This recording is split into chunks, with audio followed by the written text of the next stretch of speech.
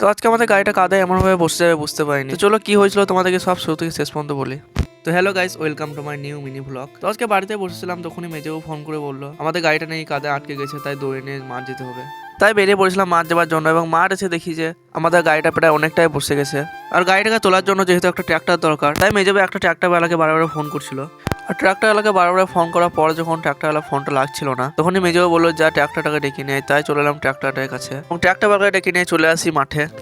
আর কিছুক্ষণ অপেক্ষা করার পর ফাইনালি ট্র্যাক্টরটাও চলে এলো। তারপর দুটো ট্র্যাক্টরকে ভালো করে বেঁধে তোলা শুরু হয়ে গেল। আর কিছুক্ষণ পর ফাইনালি গাড়িটা উঠে গেল। আর এই জমিটা শুধু আজকে বলে নয়, যখনই আমাদের গাড়ি নামে তখনই গাড়ি বসে যায়। আগের বছর এই জমিটাতে গাড়ি বসে গেছিল। তারপরে গাড়ি তোলা হয়ে গেলে ট্র্যাক্টর থেকে দড়িগুলো খুলে আমাদের ট্র্যাক্টরটা আবার লেগে গেল চাষ করতে।